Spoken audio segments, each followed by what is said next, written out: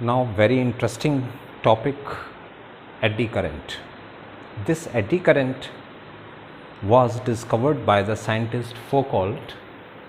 Therefore, this is also known as Foucault current. This is also known as rilling current.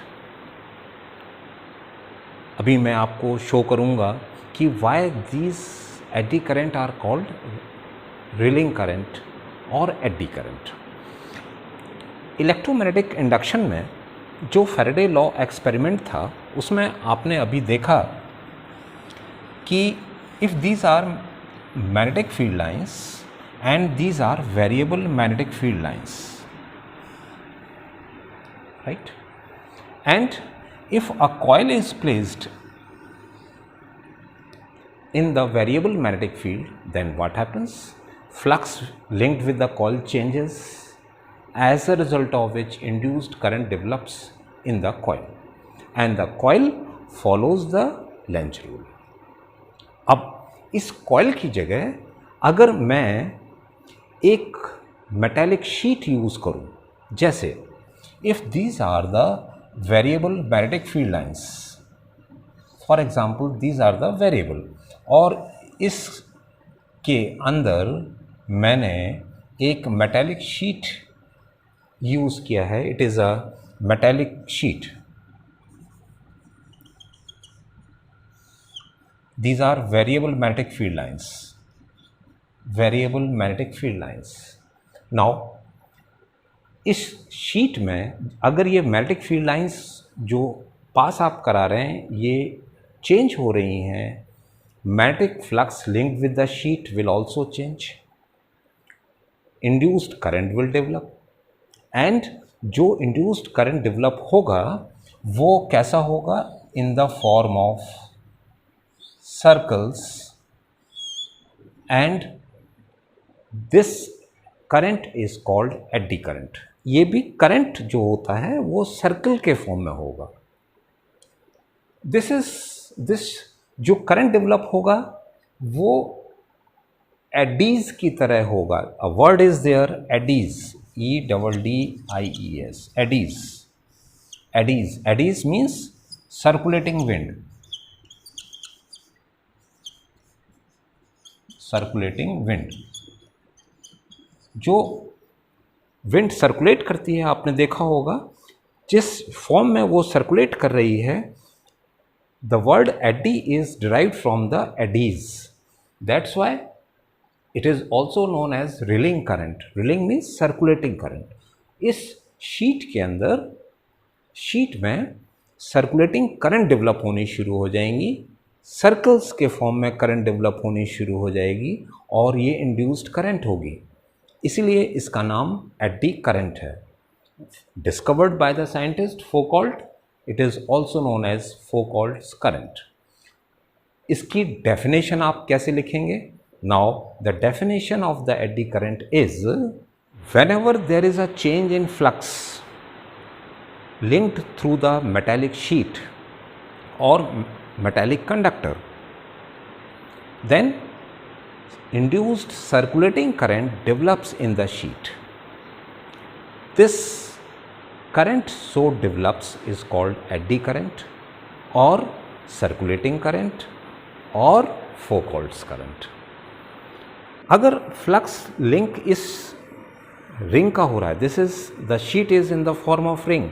सी, ये ring है. इस ring में जो circulating current develop होगी throughout the ring, this current develop in the sheet is called the eddy current. Now this is in the form of complete ring. If I will take this type of ring, see, there is a cut. Is there any complete circular current develops in the ring? See, क्या इसमें complete जो current develop होगा वो complete circle के form में होगा? नहीं. Eddy current will not develop in this ring. You can easily demonstrate that the current will not develop, circulating current or eddy current will not develop in this ring. First application of eddy current is a ring launcher. Students, this is a coil and variable current is passing through this coil, right? ये एक ring है, metallic ring, and this ring is placed just on the coil. इस coil के ऊपर ये ring रखी हुई है. जैसा अभी हमने आपसे कहा कि जब variable current किसी coil से पास होती है, then induced EMF or induced current will develop, and the induced current so develops follows the Lenz rule. इस रिंग में भी एडी करंट डेवलप होगी, जो कि कैसी होगी? सर्कुलेटिंग करंट, जैसा अभी मैंने आपसे कहा स्टार्टिंग में.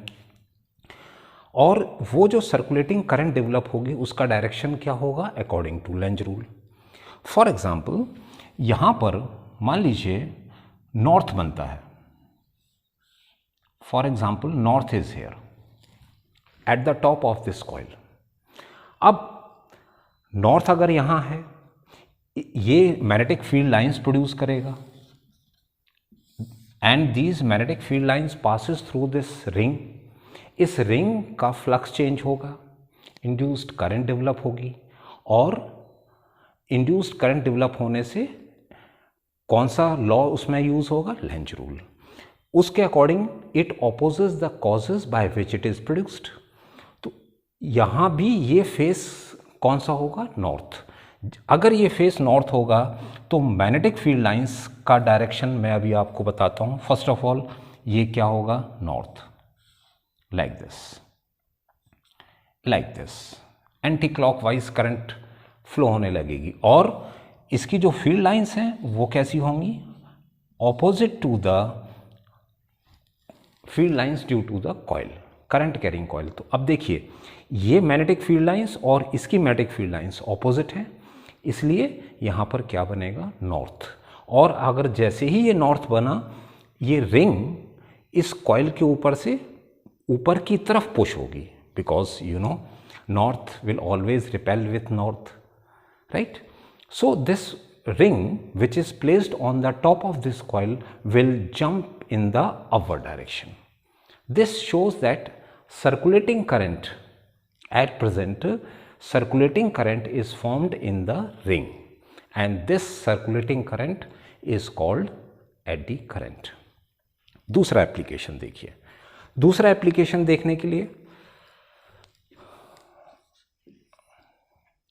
for example, this is a magnetic north and south pole, and a sheet, metallic sheet is oscillating in between the north and south pole.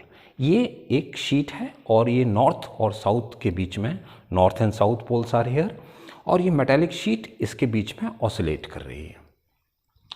अब अगर ये शीट ऑसिलेट करती है, जैसे ही नॉर्थ और साउथ पोल्स के बीच में ये शीट एंटर करेगी, फील्ड लाइंस क्रॉस होंगी और फ्लक्स इंक्रीज होगा शीट का. जैसे ही फ्लक्स इंक्रीज होगा, circulating current will develop in this sheet. अब आप देखिए, ये एस है तो यहाँ भी ये क्या बनेगा? एस बनेगा, क्योंकि इससे इसका रिपल्शन होगा लेंज रूल के अकॉर्डिंग. ये देखिए एस, लाइक दिस. तो ये जो सर्कुलेटिंग करंट डेवलप हो रही है इस शीट में, ये एडी करंट होगी, और इससे क्या होगा? South repels with the south, as a result of which ये जो शीट है इसका कंटिन्यूस मोशन नहीं होगा, ये ऑटोमेटिकली बीच में आकर के रुक जाएगी. और अगर हम ये चाहते हैं कि ये शीट कंटिन्यूस ऑसिलेशन हो, ये ना रुके, हमको ये शेप इस शीट का ऐसा लेना पड़ेगा. This is north and this is south, this is oscillating sheet. Now I will use this sheet in this form. देखिए, इसको मैं इस तरह से ले रहा हूँ, ये शीट इस तरह से मैंने इसे कट कर दिया. अब कट करने से क्या होगा स्टूडेंट्स? ये भी ऑसिलेट कर रही है like this. Induced circulating current develop होगी और उसका डायरेक्शन देखिए, like this, like this, like this. इस ब्रांच में करंट जस्ट ऑपोजिट है, ये एक दूसरे के अफेक्ट को क्या कर देंगी, कैंसिल, और एडी करंट मिनिमाइज हो जाएगा।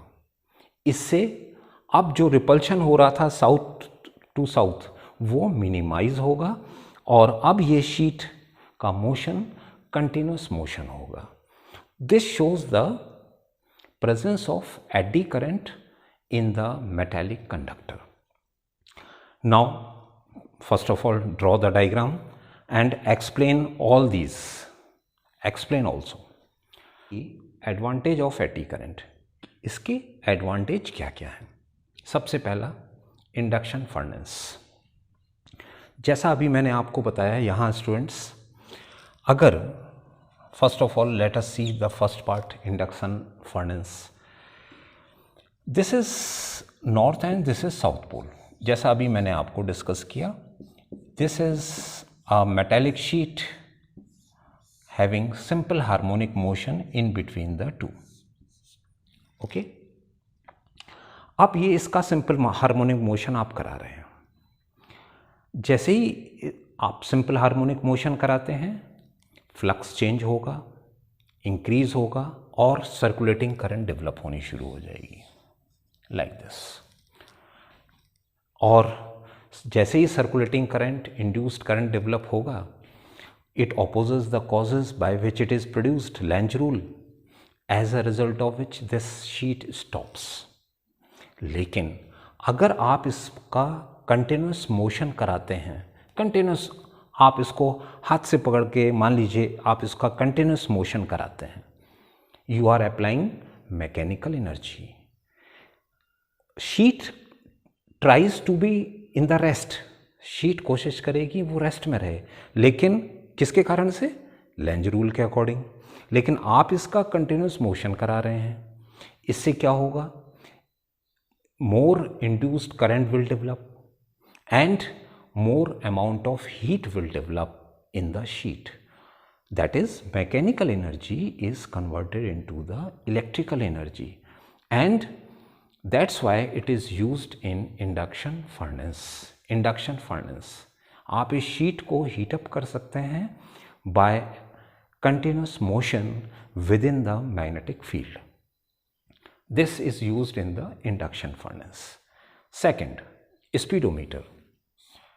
स्पीडोमीटर में आप कैसे यूज करेंगे, जो व्हील है किसी भी व्हीकल का, 2 व्हीलर्स का, 4 व्हीलर्स का, उसके व्हील में हम एक स्मॉल मैग्नेट अटैच करते हैं। Suppose this is a wheel and this is a small magnet attached with it, wheel के साथ अटैच है। एक एल्युमिनियम फ्रेम हम इस के चारों तरफ यूज करते हैं और this aluminium frame is connected with the meter. ये एल्युमिनियम फ्रेम है, ये aluminium frame, this is magnet with wheel, ये व्हील के साथ अटैच है।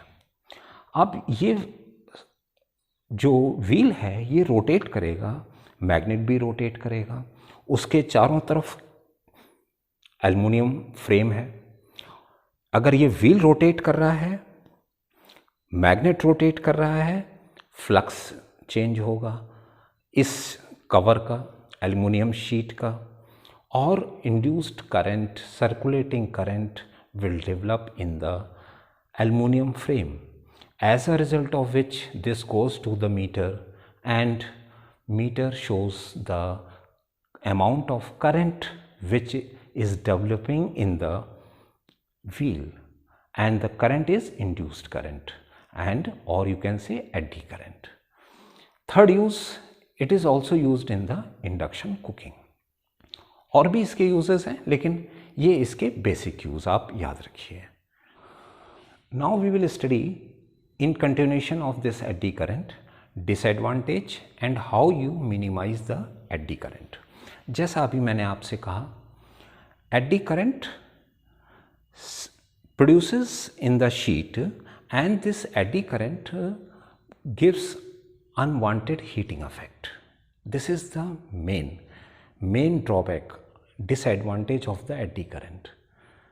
Now how you can minimize the eddy current? आप उसको कैसे मिनिमाइज करेंगे?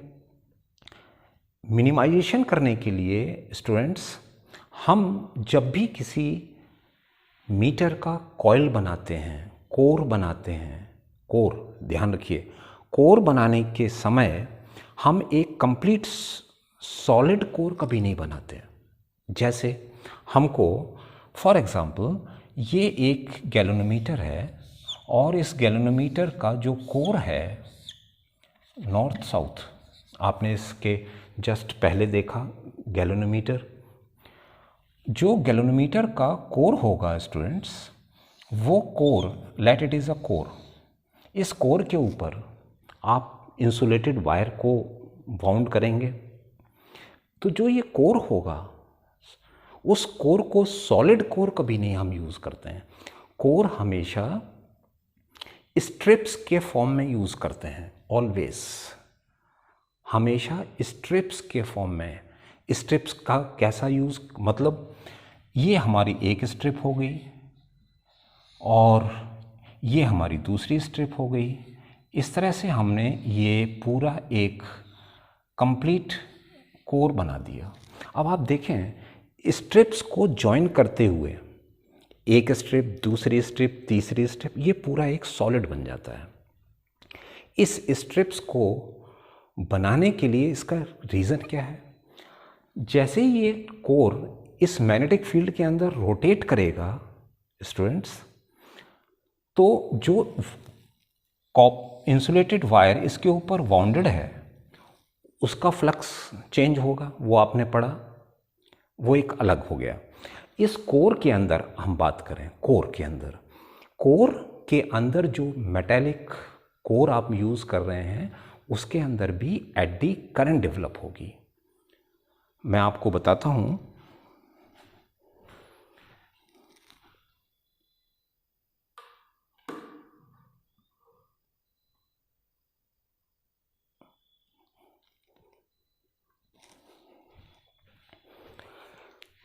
For example this is a core. अब देखिए यहाँ इस कोर में मैंने यहाँ पर बहुत पतले पतले स्ट्रिप्स यूज़ किए हैं। सी ये पूरा एक सॉलिड नहीं है, it is in the form of strips. ये देखिए स्ट्रिप्स के फॉर्म में है। स्ट्रिप्स के फॉर्म में कोर लेने का क्या होगा रीज़न? अगर आप स्ट्रिप्स के फॉर्म में कोर लेते हैं स्टूडेंट्स, इस स्ट्रिप में अगर करंट क्लॉकवाइज फ्लो हो रही है, इससे लगी हुई जो स्ट्रिप लेंगे उसमें इंड्यूस्ड करंट इसकी वजह से कैसी होगी? अगर इसमें क्लॉकवाइज है, इसमें एंटी क्लॉकवाइज, थर्ड स्टेप में अगेन क्लॉकवाइज। तो ये जो इंड्यूस्ड करंट है वो एक दूसरे का इफेक्ट को कैंसिल करती चली जाती है। इससे नेट जो इंड्यूस्ड करंट होगी, एडी करंट होगी, वो मिनिमाइज हो सकती है। तो जब भी हम कोर बनाते हैं हमेशा ध्यान रखिए, एक बहुत इंपॉर्टेंट क्वेश्चन आता है, इस कोर को बनाने के लिए always we use laminated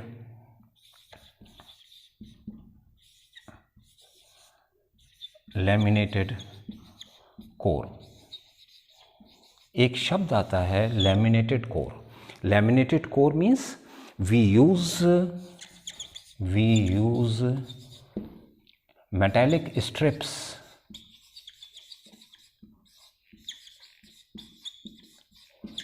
for making